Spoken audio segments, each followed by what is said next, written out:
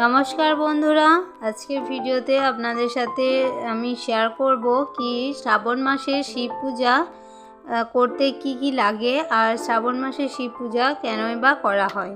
তো বন্ধুরা চলুন স্কিপ না করে পুরো ভিডিওটা দেখতে থাকুন, আশা করছি ভালো লাগবে। তো শ্রাবণ মাস হচ্ছে শিবের জন্ম মাস, আর আমরা এটাই জেনে থাকি, পুরাণ মতে এটাই জানা যায় যে শ্রাবণ মাসই হচ্ছে শিবের জন্ম মাস এবং শিবের খুব প্রিয় মাস। তার জন্য শ্রাবণ মাসে শিব পুজোর অনেক বেশি হয়, মানে সারা বছরে যতটা শিব পুজো করা হয় তার থেকে অনেক বেশি শিব পুজো অনেক জায়গায় হয়ে থাকে এই শ্রাবণ মাসে। আর শ্রাবণ মাসে যে 4টি সোমবার পড়ে সেই সোমবার হচ্ছে দেবাদিদেব মহাদেবের পুজোর বার। আর সেই 4টি সোমবারেই শ্রাবণ মাসে সেই 4টি সোমবারেই মহাদেব দেবাদিদেবের পূজা করা হয়ে থাকে। তো এই বছর 2024 সালের এই যে শ্রাবণ মাস চলছে এখন, এই শ্রাবণ মাসের 3টি সোমবার পেরিয়ে গেছে আর আছে লাস্টের সোমবার। তো যারা শ্রাবণ মাসের 4টি সোমবার পালন করতে পারে না তারা অবশ্যই প্রথম সোমবার বা শেষ সোমবারটা পালন করতেই পারেন।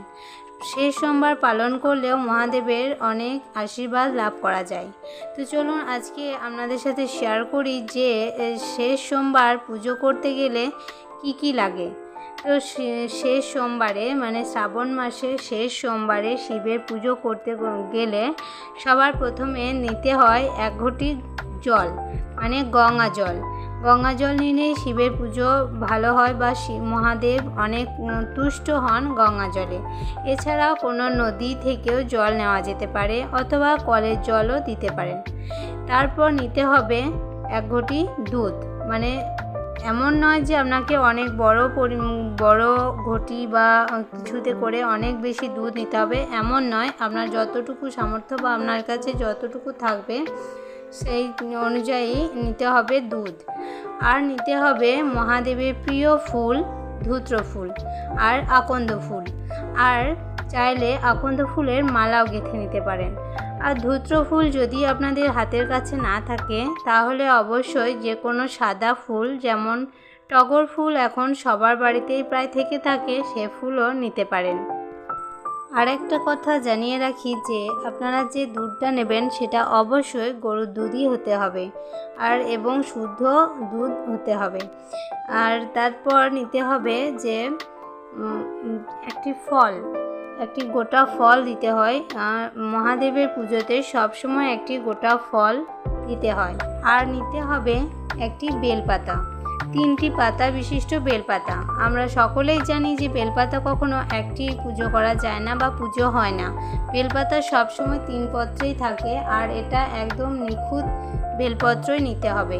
তা দরকার হলে আপনারা 5টাও নিতে পারেন, 7টাও নিতে পারেন। আর যদি তাই না থাকে অন্ততপক্ষে একটা নিলেও সেটা একদম সুন্দর একদম নিখুঁত বেলপাতা নিতে হবে। এছাড়াও মহাদেবের পুজোর জন্য দই, ঘি, মধু ইত্যাদি দিয়ে আপনারা একটি পঞ্চামৃত তৈরি করে সেটাও মহাদেবের মাথায় ঢালতে পারেন। এতেও মহাদেব অনেক খুশি হয় এবং মহাদেবের অনেক আশীর্বাদ লাভ করা যায়। এছাড়াও মহাদেবের পুজোর জন্য আমরা নীল ফুল অর্থাৎ অপরাজিতা ফুলটাও ব্যবহার করতে পারি।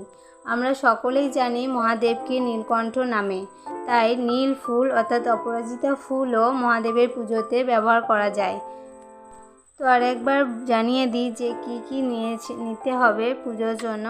তো প্রথমে নিতে হবে গঙ্গা জল, দুধ, আর অবশ্যই সাদা ফুল ধূত্র ফুল বা যে কোনো সাদা ফুল, আর আকন্দ ফুল ও আকন্দ ফুলের মালা, একটি গোটা ফল ও একটি 3 পত্র বেলপাতা। এছাড়াও আপনারা দই, ঘি, মধু ইত্যাদি দিয়ে পঞ্চামৃত তৈরি করে তার সাথে দুধ ও গঙ্গা জল সমস্ত কিছু দিয়ে পঞ্চামৃত তৈরি করে আপনারা শিবের মাথায় ঢালতে পারেন।